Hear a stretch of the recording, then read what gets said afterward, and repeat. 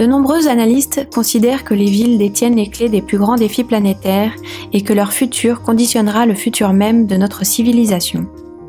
Bien que ne représentant que 4% de la surface terrestre, les villes concentrent en effet une grande partie de l'activité humaine et sont à l'origine d'une pression non négligeable sur l'environnement et les ressources naturelles.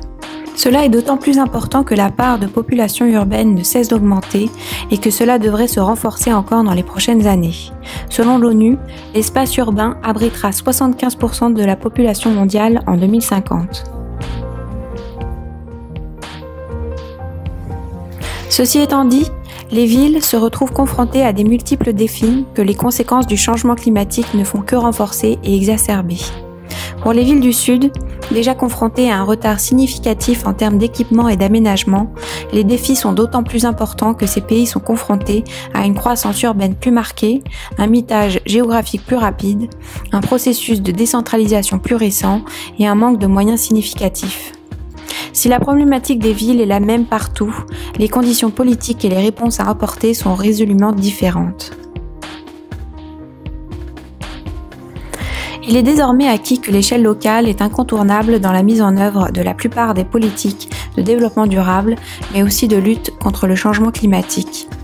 Les villes sont les dépositaires d'importantes responsabilités et disposent de nombreuses opportunités pour améliorer leurs performances dans les domaines qui relèvent de leurs compétences.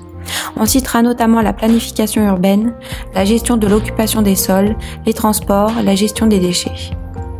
Dans cette perspective, la politique locale se doit d'insuffler la bonne direction ainsi que d'encourager les partenariats pour démultiplier les moyens disponibles pour mettre en œuvre ces politiques et stratégies.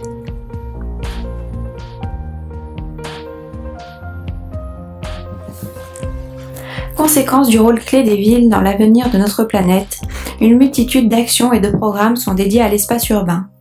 Ces programmes et initiatives s'appuient sur autant de méthodologies variées, portées par un nombre significatif d'acteurs et de bailleurs de fonds. Si cette diversité constitue une véritable richesse, elle contribue également à un certain manque de lisibilité et rend difficile la duplication des actions et la généralisation des bonnes pratiques. La multiplicité des acteurs impliqués contribue également à une inévitable concurrence pour accéder aux moyens financiers disponibles, très largement insuffisants par rapport à l'ampleur des défis. Enfin, les différentes actions mises en place s'inscrivent généralement dans le cadre de programmes thématiques et/ou géographiques et interviennent donc de manière assez spécifique, sans pouvoir dégager de méthodes ou d'outils à même de les dupliquer. Face à ces différents constats et au regard de la complexité mais aussi de la similarité des espaces urbains, il apparaît nécessaire d'encourager la mutualisation des savoirs et la capitalisation des expériences réussies, tout en abordant la problématique des villes durables selon une approche holistique. Tout en reconnaissant la complexité des nombreux défis auxquels sont confrontées les villes, l'Institut de la francophonie pour le développement durable, organe subsidiaire de l'Organisation internationale de la francophonie, et l'association Énergie 2050 ont décidé de fonder ensemble l'initiative de la francophonie pour des villes durables afin de renforcer et de démultiplier les opportunités d'action dont elles disposent.